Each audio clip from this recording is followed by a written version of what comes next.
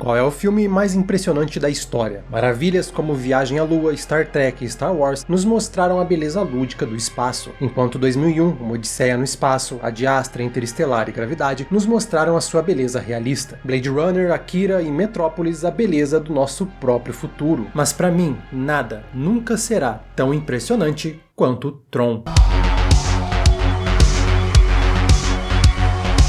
Usando técnicas revolucionárias tão inovadoras que Hollywood até mesmo temia, Tron, Uma Odisseia Eletrônica foi lançado em 1982 e era algo que ninguém nunca tinha visto antes e que ninguém nunca mais viu depois. Uma das mais ousadas obras da história da ficção científica, um projeto que nem ao menos parecia ser possível, mas depois que chegou às telonas, mudou absolutamente tudo. Tron não só visualizou o futuro e ajudou a moldar a ficção científica, através de computadores, inteligência artificial, mundos digitais, simulações e até mesmo um vislumbre do que seria a internet no futuro, inspirando diretamente Neuromancer e principalmente Matrix, mas também ele antecipou como filmes seriam gravados 3 décadas depois, possivelmente sendo a peça mais importante para o cinema como temos hoje. Talvez não tão impressionante logo de cara, mas uma vez que você entende a loucura e a dificuldade por trás da sua criação, quantos riscos assumiram para fazer Tron chegar às telonas, é fácil ver como esse é um filme único e espetacular. Surpreendentemente, Tron envelheceu muito bem, não só pelo seu visual, e talvez não pelos seus efeitos, mas por muito da sua trama, falando sobre o papel da inteligência artificial na sociedade e na arte como forma de criar ou de oprimir, sobre como a tecnologia precisa da humanidade e vice-versa, e também sobre como todos podem ser heróis. Boas-vindas ao Central Pandora, eu sou o Matheus, e hoje a nossa jornada é pelo grid, nas nossas Motolus,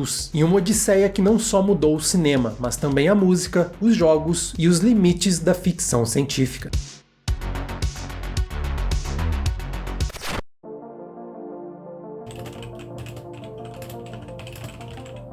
Ok, Clu, hoje vamos procurar a solução para a calvície. Yes, sir, I know, sir. Você sabia que você, e até eu, tem 50% de chance de desenvolver calvície aos 50 anos? Thank you, sir, but I'm not sure. Ah, e que 60% dos homens vivenciam queda capilar expressiva por volta dos 35?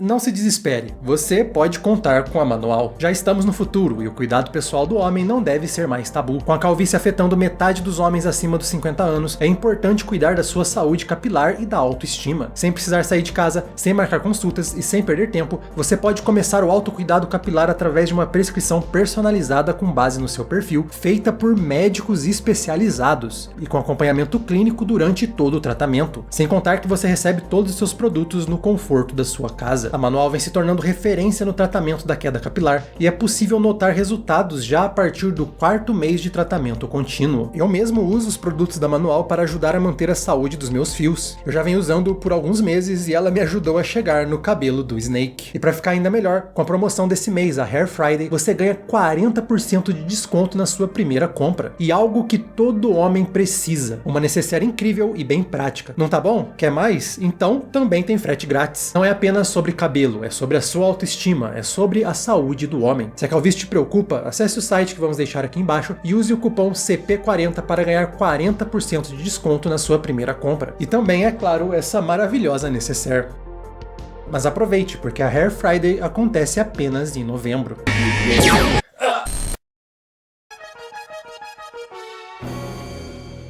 Os anos 80 foram caracterizados por um grande avanço tecnológico em diversas áreas, mas em 82, computadores ainda eram vistos como máquinas que ocupavam quartos inteiros, usados por estrategistas militares ou então nada mais do que calculadoras supervalorizadas.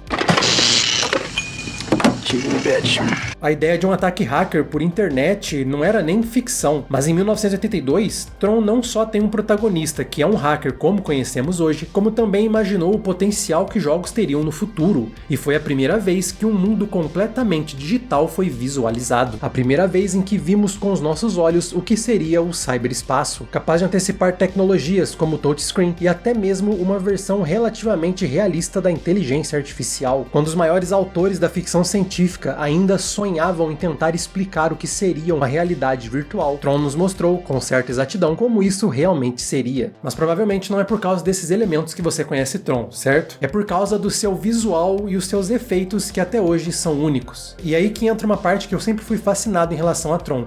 Como você cria personagens em um mundo completamente digital, sendo tudo que você tem é tecnologia analógica? A resposta é fazendo algo que ninguém nunca tinha tentado antes, ou vai tentar depois. A criação de Tron parte de um desafio que poucos filmes precisam enfrentar. Enquanto a maioria tem que pensar, é possível fazer um filme bom com essa história? A produção de Tron tinha que responder, é possível fazer esse filme? Quem respondeu essa pergunta foi Steve Lisberger, um pioneiro dos efeitos digitais que ficou conhecido por fazer o Animalympics em 1980. Lisberger, junto da sua equipe, eram entusiastas do backlight animation, tipo de animação em camadas que dá brilho a detalhes, amplamente usada entre a década de 70 e 90, mas que hoje já é considerada uma técnica morta. É uma técnica de animação complexa que requer a múltipla exposição de uma mesma cena com diferentes contrastes e negativos, e pinturas mates, muitas vezes envolvendo rotoscopia. Tudo isso para que uma parte preta se torne transparente e depois seja exposta a elementos luminosos, geralmente gels ou luzes. Muito usada para criar ambientação, Lisberger quis dar um passo além e mostrar que era possível ter um personagem todo animado com essa técnica, capaz de se mover, de interagir com o ambiente. Ele, junto de seu estúdio, para provar que isso era possível, criou um curta do Guerreiro Eletrônico, ou Tron para os íntimos, para servir de logo e portfólio da empresa. A ideia para a criação de Tron veio um pouco antes, ainda em 76, quando Lisberger viu os trabalhos da companhia Magi e o jogo Pong. Então a semente de uma história que se passava dentro de um videogame foi plantada na sua mente. A partir daí começou a corrida para fazer um filme nunca visto antes acontecer. But when we came out here, the attitude was,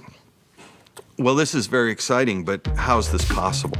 Inicialmente com financiamento próprio e aos poucos ganhando dinheiro de outras companhias, Lisberger conseguiu um estúdio para o seu projeto. Depois de ser rejeitado pelos grandes nomes de Hollywood, ele tentou levar a ideia para um estúdio que, por não estar indo muito bem e por ser menor entre a concorrência, estava disposto a arriscar muito mais do que os outros: a Disney. E nesse ponto vale destacar que enquanto Tron mostra uma história totalmente digital, apenas 20% dele é feito com efeitos de computador. A grande parte do mundo de Tron, a grande parte dos seus efeitos é usando essa animação de backlight. E enquanto a animação de backlight às vezes exige 3, 4, quem sabe até 6 exposições para conseguir o efeito necessário, uma cena simples de Tron exigia 12 exposições. Alguns frames para colocar os efeitos digitais juntos precisavam de mais de 50. Tron tem 75 mil frames. Fazer Tron era como cavar um túnel por uma montanha usando uma colher. Apenas olhar como Tron foi gravado é um exercício fascinante. O estúdio todo preto com as roupas e elementos cuidadosamente marcados para depois serem expostos e usarem a animação de backlight para gerar o efeito necessário, e os atores atuando com absolutamente nada. A primeira vez que Hollywood viu isso acontecer. Muitas das animações de iluminação foram feitas à mão, talvez o maior esforço coletivo da história do cinema. Você tem Lisberger e o seu estúdio fazendo o que mais ninguém teria coragem de fazer com backlight animation, com artes conceituais de Sid Mead e Moebius, duas das maiores lendas dos bastidores da ficção científica. Foram mais de 500 pessoas trabalhando em todo o processo de pós-produção. Um filme com mais de 300 pinturas mate. Sem mencionar, obviamente, os cenários e objetos completamente em CGI, algo único para aquela época. Tão único que a tecnologia para isso não existia. Não totalmente, pelo menos. A produção teve que contar com a Magi, a Digital Effects, a Robert Abel & Associates e a Information International Inc., 4 dos maiores nomes em computação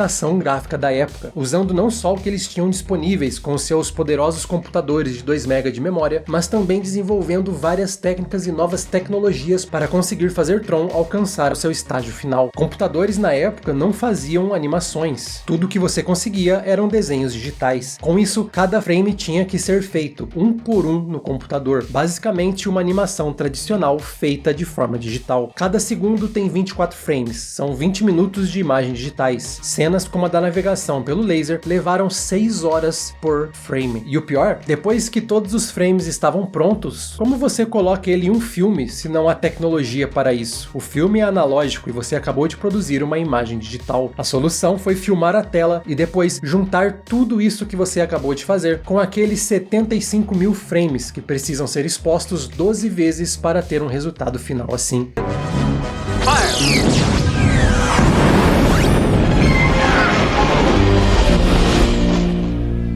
A coragem da Disney aqui foi muito importante, mas praticamente um golpe de sorte. We made it. This far. Tron era altamente experimental. Tom Wilhite, que deu o sinal verde para o filme, tinha 29 anos e tinha acabado de se tornar o chefe do estúdio. Tom me disse, anos depois, foi bom que eu não tinha nenhuma experiência na época, porque se eu tivesse, eu nunca teria deixado esse filme acontecer. Com uma combinação incrível de esforço, tecnologia, coragem e muita sorte, Tron ganhou vida. O resultado no final é uma combinação maravilhosa, fascinante e única de efeitos analógicos e digitais. Um cenário surpreendente e com o mais impressionante visual da história do cinema. Um visual que nasceu da necessidade, da criatividade pura, da vontade de provar que o cinema não tinha atingido seu limite, principalmente os efeitos digitais. Tron não é perfeito, principalmente em seu roteiro e partes da edição, mas o seu objetivo não era a perfeição, mas sim provar que ainda era possível criar arte como nunca vista antes, e que os limites da ficção científica ainda não tinham sido explorados. E com isso, ele deu toda a estrutura necessária para que a tecnologia cinematográfica avançasse. Se hoje podemos ver sonhos em forma de cinema, ver cenários completamente inimagináveis construídos dentro de um estúdio, se podemos testemunhar a beleza de diferentes mundos e do nosso universo, é porque Tron ousou desafiar o impossível. E agora, com a tecnologia que ele começou, avançando para muito além do que eles podiam imaginar, é inimaginável, loucura, alguém fazer tanto esforço para replicar os efeitos digitais através de tecnologia analógica de Tron. O que é bem curioso, porque você consegue refazer Star Wars com a tecnologia atual. A tecnologia tornou possível replicar e aprimorar qualquer filme que já tenha existido, menos Tron. Tron é irreplicável, impossível de melhorar, de ser feito novamente. Nós nunca veremos outro Tron, o filme mais impressionante da história.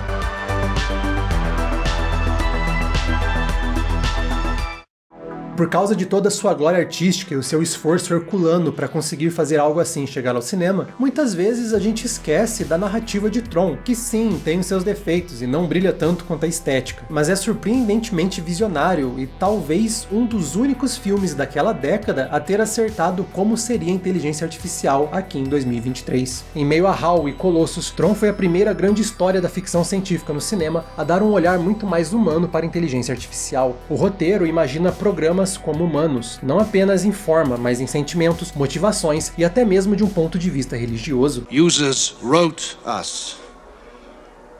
A user even wrote you. No one user wrote me.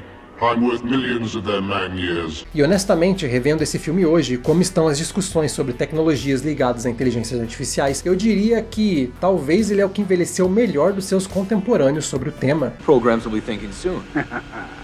Won't that be grand?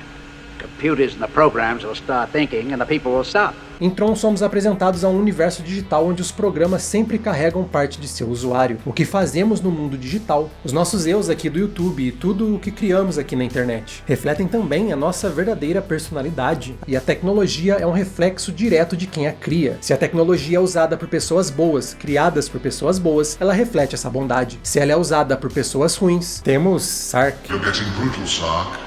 Brutal and needlessness of dissent. Thank you, Master Control. E longe dos usuários, temos o PCM, o Programa Controlador Mestre, a inteligência artificial que domina o grid com mãos de ferro, ou de bits no caso. O PCM é um programa de xadrez que foi aprimorado por Dillinger, executivo da Encom, que roubou os jogos do protagonista Flynn para conseguir crescer na empresa. O curioso é que o PCM se desenvolveu a partir de capturar outros programas e roubar as suas funções para acrescentar a sua. Aí quando você para pensar que hoje em dia tem toda uma discussão sobre como a inteligência artificial evoluindo, principalmente aprendendo através de roubar a arte, textos e até códigos de programação de outras pessoas, de seres humanos. Você vê como Tron parece que foi o único filme daquela década que realmente previu como a inteligência artificial avançaria, como ela realmente se tornaria acima dos seres humanos. Existe uma cena bem curta, mas que eu acho uma das mais impactantes em Tron. Os escritórios da Encom se perdendo no escuro do prédio, um labirinto infinito, uma prisão para o trabalhador de escritório. A tecnologia usada para aprisionar o trabalhador em seu cubículo. Dillinger representa, na vida real, o que o PCM representa no grid, e o universo, que deveria ser maravilhoso desse mundo digital, é um reflexo direto desse labirinto. Tron fala sobre como a tecnologia, usada de forma mesquinha e egoísta, Doing our business is what computers are for. serve apenas para aprisionar humanos e programas nesse labirinto infinito. É a inovação sem sensibilidade, sem humanidade, e isso sempre torna a tecnologia uma forma de manter a tirania. Mas ao mesmo tempo, o filme nos mostra possibilidades possibilidade que os videogames trazem. Obviamente, uma representação do que a arte significa. A possibilidade do trabalhador preso em seu cubículo ser um herói, de corrigir os erros e as injustiças cometidas contra ele. E por fim, debaixo de todo o espetáculo, das cores, do esforço, Tron é sobre o equilíbrio entre tecnologia e o ser humano. Sem ela, é impossível que humanos façam tantas maravilhas. Mas a tecnologia sem nós é fria, monótona, cruel e até mesmo tirana. Precisamos dela para criar, mas só através do poder da nossa sensibilidade é que podemos criar algo que seja belo.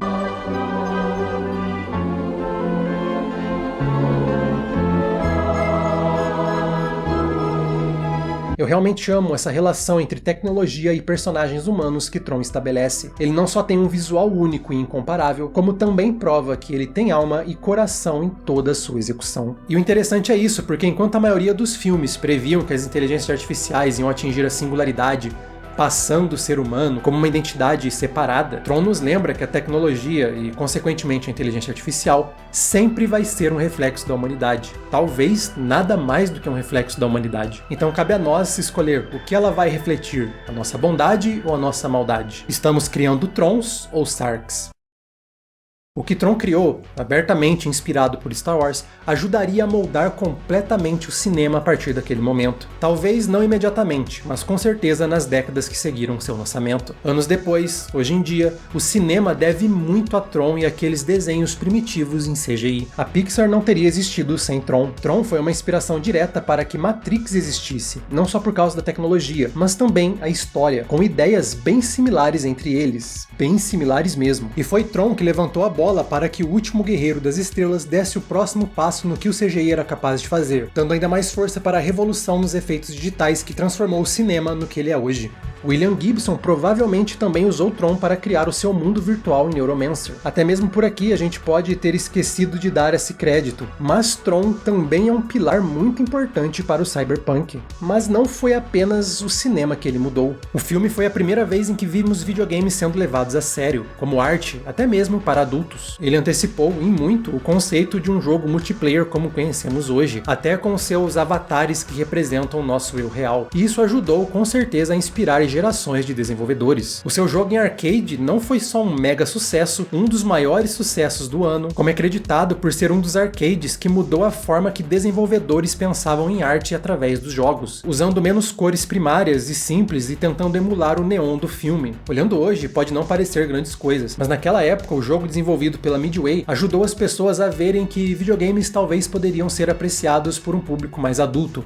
poderiam ser feitos pensados em um público mais adulto. Ele não foi o único, mas com certeza foi uma pedra importante nessa fundação. E se isso não fosse suficiente, Tron também ajudou a mudar a música, com a compositora Wendy Carlos, co-criadora do sintetizador Moog, unindo o som de uma orquestra com o seu trabalho de sintetização. Enquanto os anos 70 já tinham visto o começo da ascensão do synth, com Kraftwerk e até mesmo Carpenter, e claro, Wendy, que já tinha feito uma trilha assim para Laranja Mecânica, Tron representa uma evolução importante porque foi a primeira vez que sintetizadores digitais foram usados em uma trilha sonora tão grande. Mais ainda, foi a união de sintetizadores digitais, analógicos e uma orquestra. A sua trilha sonora era de tão alta tecnologia quanto os seus visuais, quanto a tecnologia do próprio filme, e elevou a influência de Wendy Carlos para níveis ainda mais altos, sendo um momento fundamental para que o cinema adotasse essa que seria a trilha sonora que marcaria aquela década. Não é à toa que Tron foi uma inspiração direta para o Daft Punk, que ajudou a revolucionar o synth pop nas últimas décadas. Tron mudou tudo, e por isso ele não só ganhou o Oscar, como foi um dos maiores sucessos de bilheteria da história do cinema.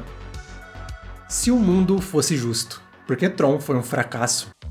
O filme foi lançado em 1982, um ano notoriamente brutal para filmes de ficção científica que não eram chamados ET, competindo com o sucesso modesto de A Ira de Khan e dividindo o fracasso com Blade Runner e O Enigma de Outro Mundo. Tron não teve chance de dominar a bilheteria. Ele não foi exatamente um fracasso, não só sendo a maior bilheteria da Disney no ano, como também recuperando seu orçamento, mas ele foi bem longe do que a Disney queria, e não valeu a pena o risco gigantesco que eles assumiram com a produção. Mas o mais injusto é que Tron não foi nem indicado ao Oscar busca de melhores efeitos especiais, porque naquela época Hollywood acreditava que usar computadores era trapacear. É difícil de conseguir entender isso hoje no mundo tão tecnológico, mas Hollywood não só nunca tinha visto algo como Tron, como tinha medo do que o filme representava. É difícil dar ênfase no medo que as pessoas tinham de computadores e tecnologia, principalmente Hollywood. A ameaça que Tron representava é a de que computadores se envolveriam com o processo cinematográfico, e eles acabariam se envolvendo com as nossas vidas. Como é de se imaginar, Tron tem um legado. Literalmente, uma continuação que saiu 28 anos depois. Curiosamente, Tron foi feito na tentativa de embarcar na onda que Star Wars criou. A Disney esperou 28 anos para usar Tron novamente, tentando embarcar na nova onda que o Homem de Ferro começou. Mas aí ela notou que era muito mais fácil você sair comprando todas as franquias do que realmente tentar criar algo novo, criativo e que poderia ter um legado ainda maior. Mas Tron Legacy também merece um destaque. Talvez não tão importante quanto seu antecessor, mas um filme que eu acredito que é realmente desvalorizado, que talvez tenha mais por trás de Tron Legacy do que o público percebeu de início. E talvez, quem sabe, se esse vídeo for bem aí no grid, eu não fale um pouco sobre ele. Muito obrigado por terem assistido esse vídeo até aqui, programas. Em breve estaremos de volta trazendo mais entretenimento de todas as galáxias, de dentro e de fora do grid. E um agradecimento ainda mais especial para os nossos membros da Ponte de Comando, Mr. Vitin e Saren, que são fundamentais para ajudar o Central Pandora e toda essa maluquice aqui acontecer. Além deles, eu também gostaria de agradecer os nossos oficiais de ciências, Nostromo, Marcos Juliano, Everton Carpes, Luiz Alberto e André Oliveira.